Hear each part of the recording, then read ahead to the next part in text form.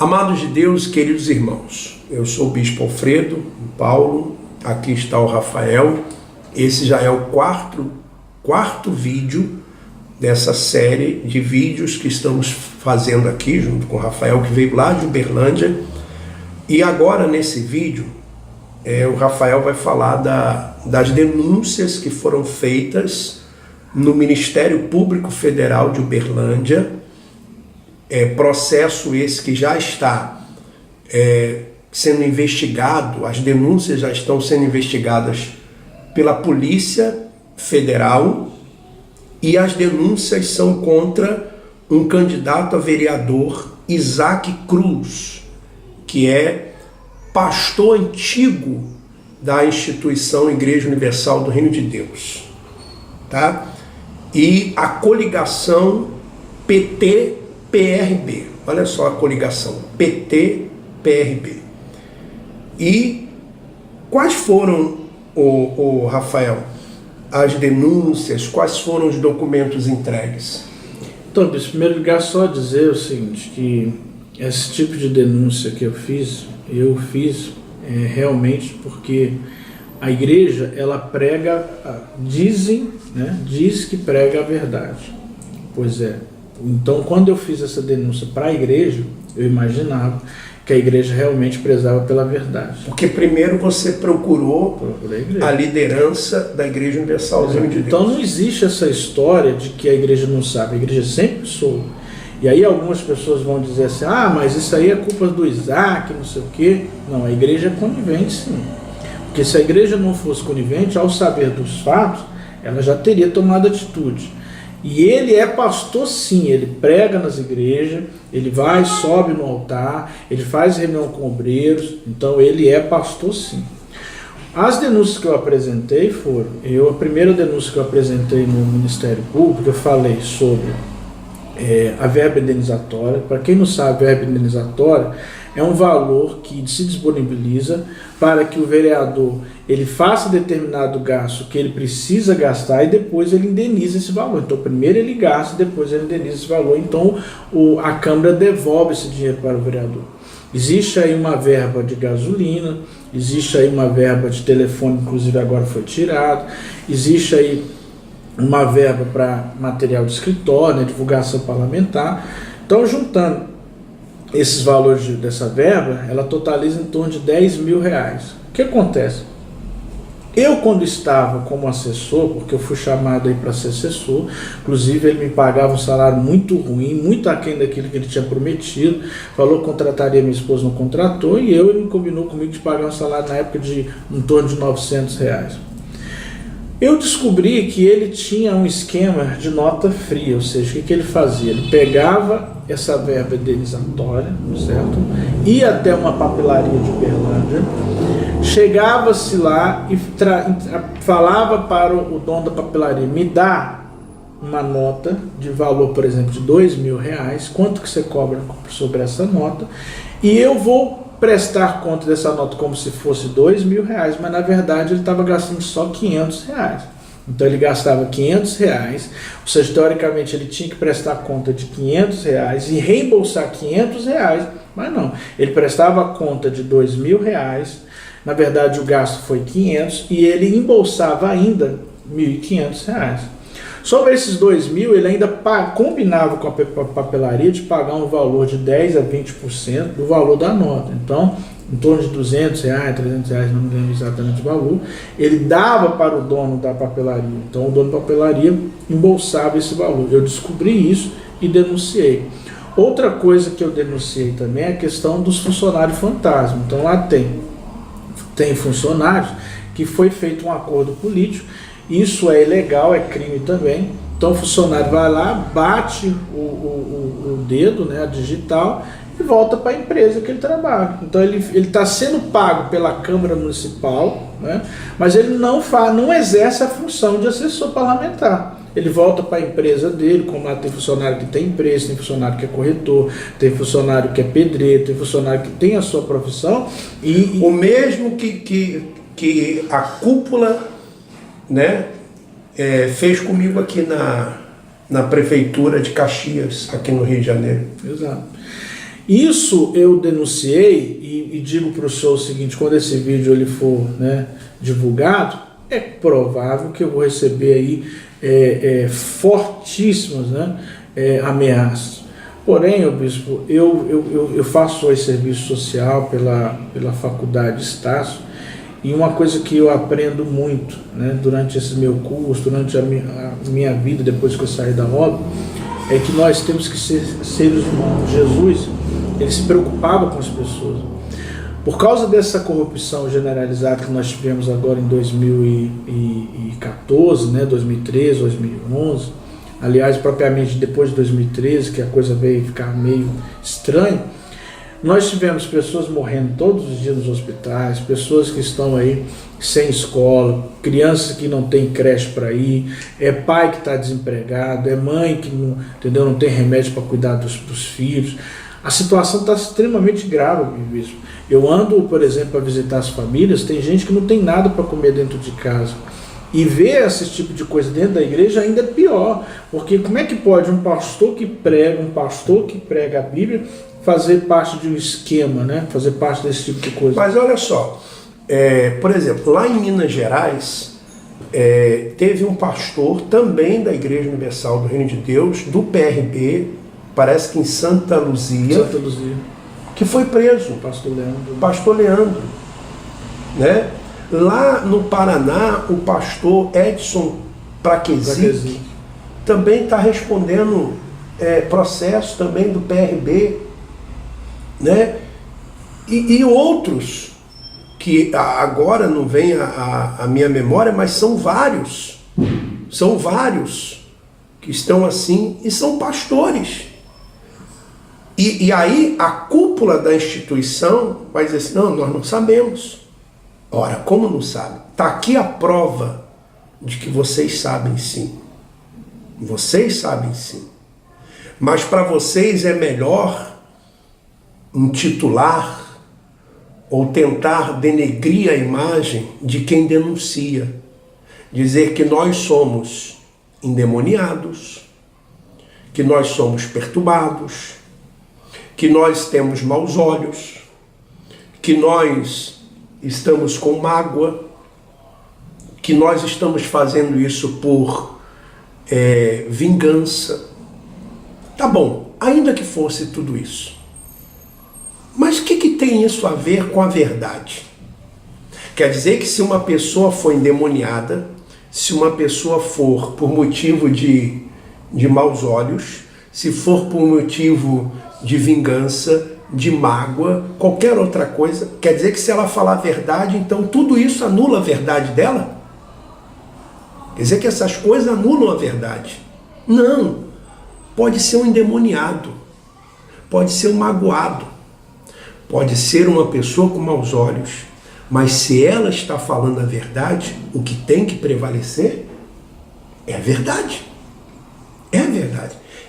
Ele procurou o bispo Marcos Silva, que era bispo Berlândia, procurou bispo Gilberto Abramo, né, Gilberto Abramo? Eu sou cachaceiro, porque quando eu saí, fizeram folhetos contra mim dizendo alcoolismo. Mas quantas vezes você levou garrafinha de vodka lá para o sítio de Minas Gerais? Quantas vezes? Hein? Quantas vezes, Gilberto Abramo? Então a cúpula da Igreja Universal do Reino de Deus sabe de tudo isso. Inclusive, eu quero até relatar, o senhor vai lembrar dos fatos. Eu lembro que, embora eu seja novo, né, eu fiquei muito tempo dentro da igreja. Hoje eu estou com 37, faço 38 anos agora. Eu lembro que quando nós estávamos na igreja, quando Lula pretendia ser candidato a presidente, eu lembro que a igreja perseguiu fortemente o Lula, falando que ele era um endemoniado, que ele seria aí o cara que iria perseguir a igreja, e que a igreja apoiou o Collor. Eu lembro que a igreja apoiou o Fernando Collor de Mello. Depois que o Fernando Collor teve todo aquele problema, que teve aquela coisa lá que, né, acabou com o plano real, aliás, o dinheiro de todo mundo ficou preso nos bancos, né, teve aquela crise, a igreja já inverteu, começou a apoiar o Lula, né? Aí o que aconteceu? A igreja apoiou o Lula, conseguiu os cargos que queria, ou seja, participou de todos os esquemas, ou seja, do PT, né, porque eles faziam parte do governo. No governo Dilma, a mesma coisa. Quando a Dilma, no dito popular, rodou, ou seja, a igreja já inverteu. Parou de apoiar a Dilma e automaticamente já apoiou o Temer. É uma coisa meio estranha. Aí foi onde eu comecei a perceber que a igreja, ela custa o que custar, ela tem que se manter no poder. Agora, essas minhas denúncias, bispo, elas se basearam justamente o que? Na verdade, porque eu penso que uma instituição, ela tem que, se ela é uma instituição séria, doa quem doer. Ô Lucas, por favor, pega o meu computador aqui. Eu vou perguntar uma coisa aqui para você. Então, você fez denúncia de notas frias. Exato. Você fez denúncia de funcionários fantasmas e tem uma outra denúncia também que você faz. Qual é a outra? Então, eu fiz a denúncia de notas frias, né, de funcionário fantasma, e eu fiz também a denúncia de Caixa 2 e Boca de Urna. Caixa 2 e Boca de Urna. Exato. Essa aqui é a denúncia do Caixa 2. Do Caixa 2. Explica aqui como é que é essa denúncia do Caixa 2. Aqui é o seguinte, bicho. Acontece o seguinte. Em 2012, né, depois que o vereador ele ganhou a eleição, assim que ele ganha a eleição, ele é obrigado a prestar conta de todo o dinheiro que ele gastou na eleição. Certo? Então ele declarou lá por volta de 11.900, 11.800, por volta de 12 mil reais. Né? Só que eu estou aqui nas minhas mãos valores de mais de 30 mil reais, inclusive eu entreguei no Ministério Público, que inclusive foi para a Polícia Federal e abriu um inquérito para eles explicarem esse valor aqui, ó. Porque essa empresa que chama Engenharia, ela doou em dinheiro, tá? Isso ela doou para evento de confraternização, ela doou também para um depósito em conta corrente, foi feito na própria conta do candidato de R$3.850. Ela fez doações para fazer aí manutenção geral e troca, né, de aparelhos, cartucho. Ela fez também doação aí de em torno de R$340 para despesa de supermercado, né? Também doação na conta corrente, valor de R$5 mil, né? Outros valor de R$80 para coffee break, né? Valor de R$2.950 para combustível, né? Outro valor aqui para despesa de supermercado, inclusive está aqui discriminado os gastos que foi feito no supermercado, né? Esses valores, somando todos eles, as motos inclusive, né, as motinhas que foi entregue no Ministério Público, soma mais de R$30 mil. Só que os valores são bem mais altos, viu? Chega na casa aí dos R$80 mil os valores que foram gastos. Quer dizer, e ele, o hoje vereador, que é Isaac Cruz, do PRB, pastor da instituição Igreja Universal do Reino de Deus, então ele não prestou conta desses valores. Não prestou conta desses valores, exatamente. E ele não prestou conta porque ele fez o famoso Caixa 2, né? Ou seja, que é inclusive crime, isso é passível aí de responder criminalmente por isso, inclusive é o que a Polícia Federal ela está aí investigando. Agora, eu denunciei, bispo, e vou continuar denunciando, não é por vingança, e sim porque tem pessoas que estão sendo enganadas, pessoas que estão sendo ludibriadas, estão lá dentro da igreja acreditando uma coisa, mas na verdade a outra é bem diferente. A igreja só quer saber de pedir dinheiro, só quer saber de oferta, só quer saber de fazer campanha. A igreja não está preocupada com pessoas que saíram da igreja e estão desviadas. A igreja não está preocupada com pessoas que estão sofrendo, estão morrendo. Eles estão preocupados em eleger seus candidatos, como reelegeu esse candidato agora. Ela está preocupada ter aí as outras campanhas, as outras coisas que foram feitas. É só isso que é a preocupação da igreja. Então você observa que o que nós temos denunciado, as coisas que nós temos denunciado, elas fazem sentido. Se você entrar no site de prestação de contas, prestação de conta dos partidos políticos,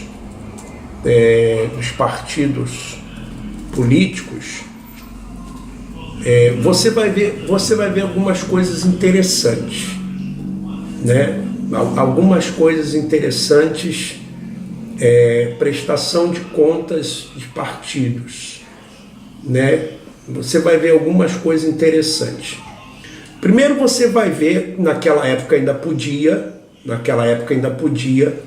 mas eu até vou aproveitar como é que é o nome do Rafael, que está aqui com a gente, porque eu estava vendo na prestação de contas do PRB demonstrativos de doações recebidas de pessoas físicas e pessoas jurídicas. Aí você vai lá em PRB, por exemplo. Uma coisa que eu me achei assim tão estranho, não sei, posso estar enganado, mas talvez as pessoas que tenham mais entendimento disso possam analisar melhor, né? Na prestação de contas, por exemplo, do PRB de 2014, olha só, espécie, tudo em dinheiro. Será que isso aqui é algum erro ou as doações foram em dinheiro mesmo? Na verdade, o que está dando para entender o que o senhor está me mostrando é o seguinte: foi o que aconteceu na campanha do vereador Isaac.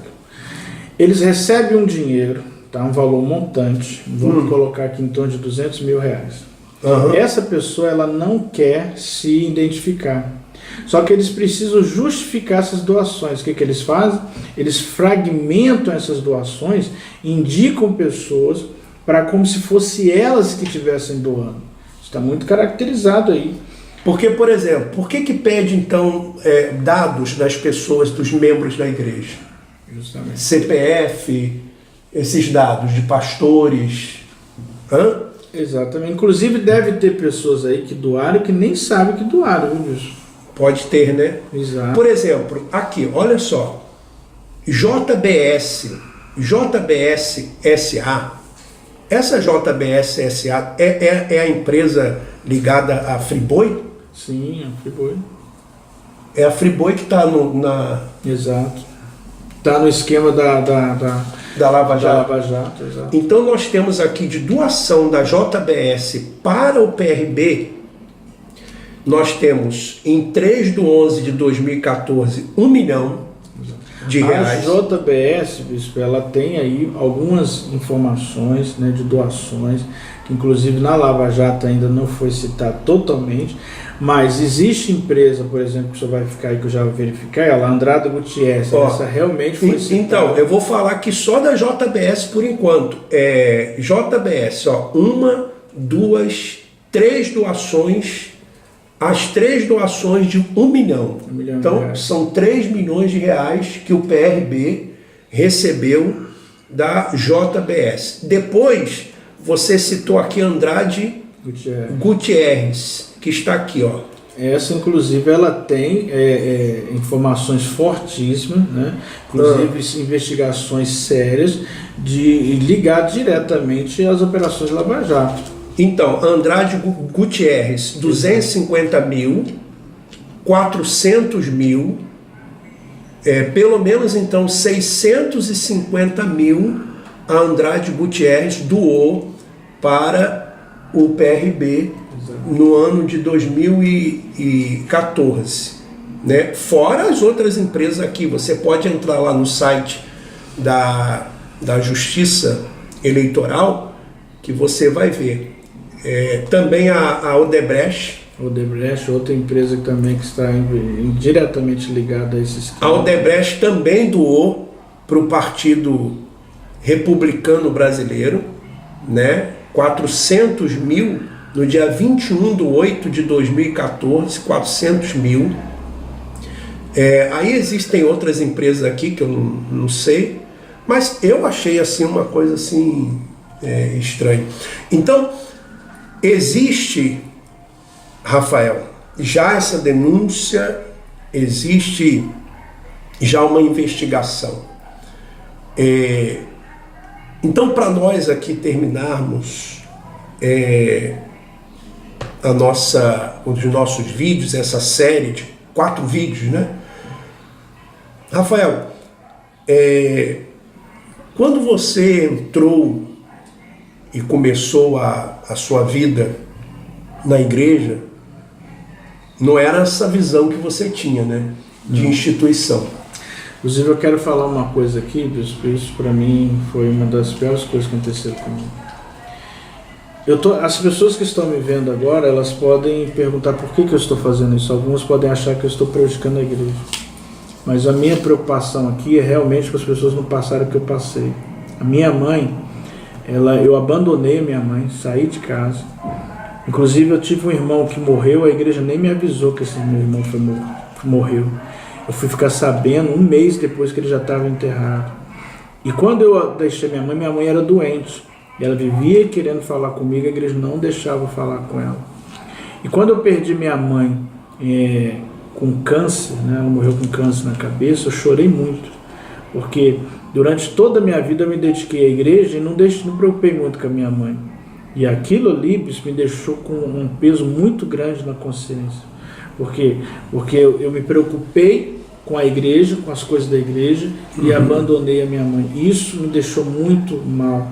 Então esse tipo de denúncia eu estou fazendo é justamente para aqueles jovens que hoje querem entrar na obra, pensem realmente, para que as mães que estão deixando seus filhos entrar na igreja, estão deixando os filhos aí, né, para ser futuros pastores, pense, seu filho vai ser humilhado, seu filho vai ser desprezado, se ele não crescer financeiramente, ele não vai ser bem recebido na igreja, ele vai ser humilhado, e ele largou a escola, vai perder todo esse tempo. Eu vou dizer uma coisa, o senhor falou do INSS, meu INSS, nunca prestaram conta do meu INSS, todo o dinheiro que eles ficaram me devendo quando eu recebi, ninguém nunca me deu nada.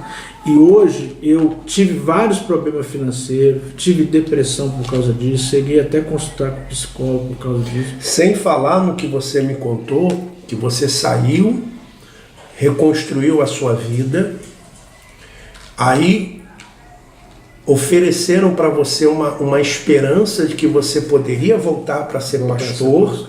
Você vai e vende as coisas que você tem. Cheguei a vender tudo para pôr na Fogueira Santos. Com a esperança de voltar a ser pastor. Para chegar depois a ouvir do bispo Carlos Alberto a seguinte informação: irmão, você está podre. Por que você saiu da aula? Fala na frente de todo mundo. Ele mandou ficar de pé na Renan, que era o pessoal que estava nos novatos, que nunca tinha entrado na obra, e mandou falar para todos eles, na frente deles, por que eu tinha saído da obra. Eu tive que falar, ainda fui humilhado, perdi tudo, e eu tive que começar tudo de novo. Essa é a situação. Então, para terminar, meus irmãos, minhas irmãs, você obreiro, você jovem, evangelista, você bispo e pastor, que são sinceros, nós não estamos aqui denunciando você. Aliás, por incrível que pareça, nós estamos do seu lado. Nós estamos do seu lado. Porque tudo isso sai da cabeça do Bispo Macedo. Do Bispo Macedo. Veja, por exemplo, a situação dos obreiros. Você já foi obreiro? E diga se eu estou errado. O obreiro tem que pagar pelo uniforme. O obreiro que compra material de higiene, o material de campanha, material da Santa Ceia, Quando se tem que fazer alguma reforma nas igrejas, os obreiros que fazem. Os obreiros ainda são os primeiros a apresentarem os seus dízimos, apresentarem os seus sacrifícios. Os obreiros, eles são a base da pirâmide e são massacrados. Eu sei que tem muita gente na instituição que hoje trabalha em empresas ligadas à instituição, pessoas que os seus familiares estão lá. Mas isso tem que mudar, meu irmão. Isso tem que mudar, minha irmã. Espero que o Ministério Público Federal, o Ministério Público do Trabalho, o Ministério Público da Infância e Juventude tome providências, não só em relação à instituição Igreja Universal do Reino de Deus, mas outras que fazem a mesma coisa. Porque a instituição Igreja Universal do Reino de Deus, o Bispo Macedo mesmo diz, não é uma igreja. Irmãos, você já ouviu o Bispo Macedo dizendo: eu não fundei uma igreja. Ele diz que fundou uma faculdade. Você já ouviu ele falando isso? Eu já ouvi falando. E eu não entendia. Agora eu estou entendendo, realmente não é igreja. Então, se não é igreja, não pode continuar fazendo o que está fazendo. E nem se fosse igreja. E agora eu entendo muitas coisas. Por incrível que pareça. Eu lembro que quando eu fui para a Igreja Universal do Reino de Deus, o Bispo Macedo dizia assim: nós não somos crentes, nós não somos Bíblia. E o que me chamou a atenção na instituição foi justamente o fato de não ser caracterizada como os crentes daquela época. Então, nós não fomos atraídos pelo Evangelho. Aliás, nós não fomos atraídos pela Bíblia, pelo Evangelho. Mas no fundo, fomos atraídos por um Evangelho de portas largas, aonde tudo se podia. E hoje, os nossos olhos foram abertos. E por isso nós estamos aqui falando, denunciando, não com interesse, com o intuito de denegrir a imagem de ninguém, mas de repor a verdade. Muitos dizem assim: você está cuspindo no prato que você comeu. Será, meu irmão, que você trabalha 30 anos numa instituição e quando você sai e você denuncia aquelas coisas erradas, você está cuspindo no prato que você comeu? Será que é isso?